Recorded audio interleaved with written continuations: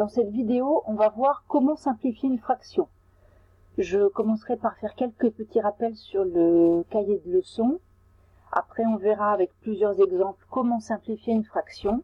Et puis, je reviendrai sur une erreur déjà vue plusieurs fois, qui est évidemment à ne pas reproduire. Et à la fin de la vidéo, tu pourras faire quelques petits exercices pour t'entraîner, mettre en pause la vidéo avant de regarder les résultats.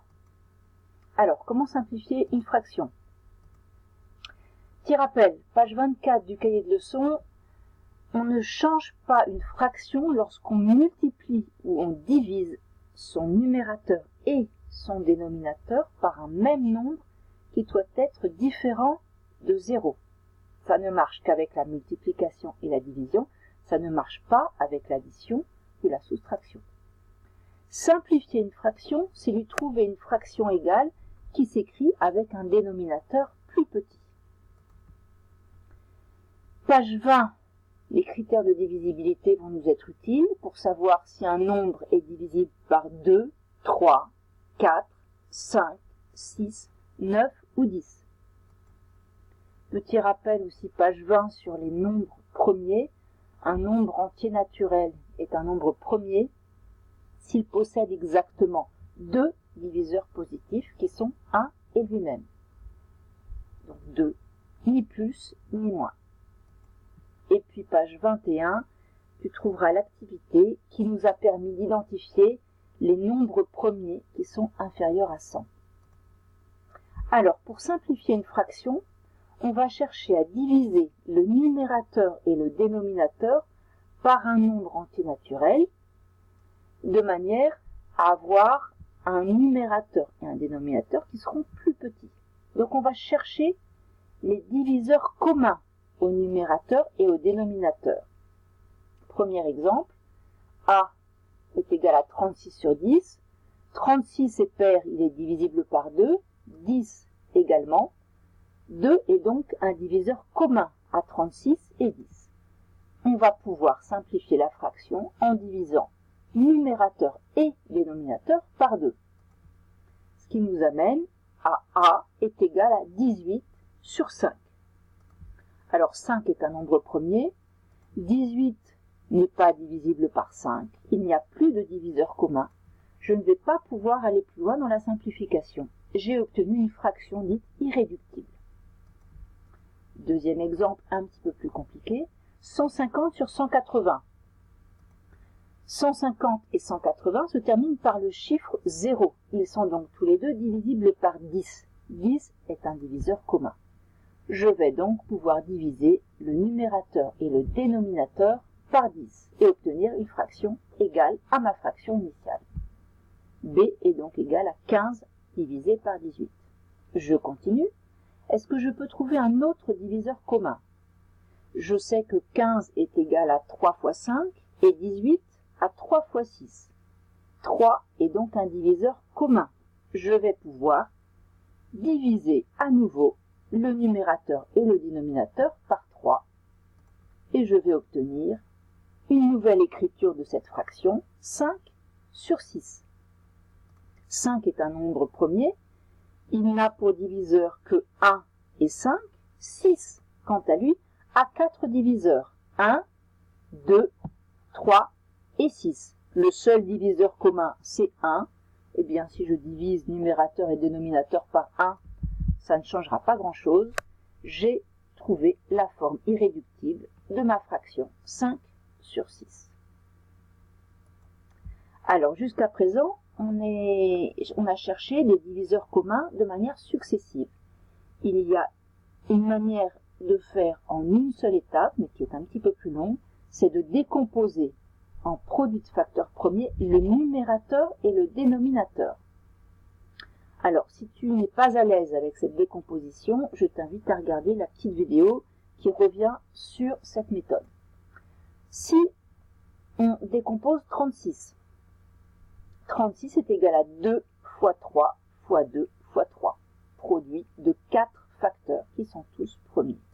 30, quant à lui, 3 fois 10 est égal à 3 fois 2 fois 5, le produit de 3 facteurs qui sont tous les 3 premiers. je peux identifier la partie commune à cette décomposition. Cette partie commune qu'on peut superposer, c'est le produit de 2 par 3 ou de 3 par 2, qui est la même chose. 2 fois 3 égale 3 fois 2 égale 6. Je vais pouvoir maintenant diviser le numérateur et le dénominateur par cette partie commune. Donc si je divise 36 par 2 fois 3, j'obtiens 6, et 30 divisé par 6, je vais obtenir 5. Et j'ai abouti à une fraction irréductible. Il y a une manière de présenter cette démarche qui est la suivante. Je vais y revenir. À partir de la décomposition en produit de facteurs premiers, je remplace dans ma fraction mon numérateur et mon dénominateur par cette décomposition. C'est ce qu'on voit ici. Je repère un facteur commun, qui est le facteur 2. Ça veut dire que je peux simplifier le numérateur et le dénominateur par 2. Si tu n'es pas à l'aise avec cette manipulation, je te laisse mettre en pause et la regarder. Le nouveau numérateur divisé par 2 sera égal à 3 fois 2 fois 3. Pareil pour le dénominateur. 2 fois 3 fois 5, que l'on divise par 2, c'est égal à 3 fois 5. Il faut se rappeler que dans un produit de facteurs, on peut changer l'ordre des facteurs comme on en a envie. Donc la forme de notre fraction, maintenant, peut s'écrire 3 fois 2 fois 3 au numérateur et au dénominateur 3 fois 5. On va habituellement noter cette simplification en barrant les facteurs communs. Quand on barre le 2 facteurs communs qu'on trouve au numérateur et au dénominateur, ça veut dire qu'on va pouvoir l'effacer, entre guillemets. Je repère maintenant qu'il y a des 3 au numérateur et au dénominateur. Eh bien, je vais pouvoir simplifier la fraction par 3 en divisant le numérateur par 3 et le dénominateur par 3. Donc, je vais pouvoir effacer, entre guillemets, un facteur 3 et un seul du numérateur et du dénominateur. Il me reste donc au numérateur un facteur 3 et un facteur 2 et au dénominateur le seul facteur 5. Il s'agit de facteurs premiers qui ne sont pas les mêmes. Je ne peux pas simplifier plus. Ma fraction irréductible est égale à 6 divisé par 5. Alors on peut le revoir avec un exemple un petit peu plus complexe. La décomposition de 225, c'est 3 fois 3 fois 5 fois 5. Celle de 390, c'est 2 fois 3 fois 5 fois 13. Et je vais pouvoir donc écrire ma fraction comme tu le vois affiché à l'écran. Si je compare les facteurs au numérateur et au dénominateur, je vois des 3 et des 5 en dessus et en dessous du trait de fraction. Alors, au dénominateur, je trouve un facteur 3 et au numérateur, j'en trouve 2. Eh bien, je vais pouvoir en effacer un et un seul au numérateur et au dénominateur. Et puis les 5, je vais pouvoir en effacer un au numérateur et un au dénominateur. Ma fraction peut donc s'écrire 3 fois 5, il me reste 2 facteurs. Et au dénominateur, il m'en reste 2 également, 2 et 13. Il n'y a plus de facteurs communs entre le numérateur et le dénominateur. Je ne vais pas pouvoir simplifier plus ma fraction. Sa forme irréductible, c'est donc 15 divisé par 26. Je reviens sur une petite erreur déjà vue à ne pas reproduire. Pour confirmer l'erreur, si sur la calculatrice on divise 150 par 180, on trouve 0,8 et une suite indéfinie de 3. Si je prends 5 huitièmes, la calculatrice me donne 0,625. On a bien deux résultats qui sont différents.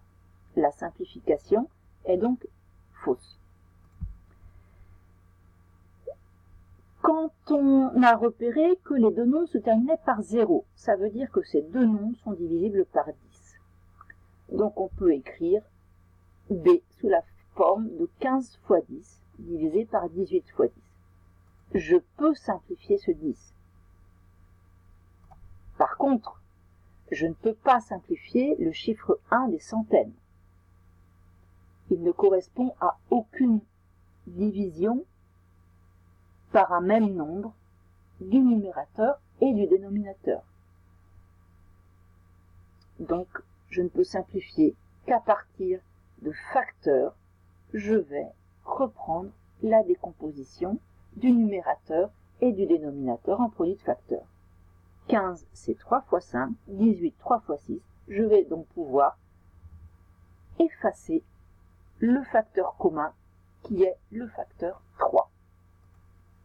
Et le résultat, c'est 5 sixièmes comme forme irréductible. Et on peut vérifier avec la calculatrice, si tu tapes 5 divisé par 6, tu retrouveras bien 0,8333333, suite infinie de 3. Allez, à ton tour, pour t'entraîner, tu peux faire ces 3 simplifications de fractions, tu mets en pause et tu regardes après les résultats. Et voilà les 3 résultats, et c'est terminé.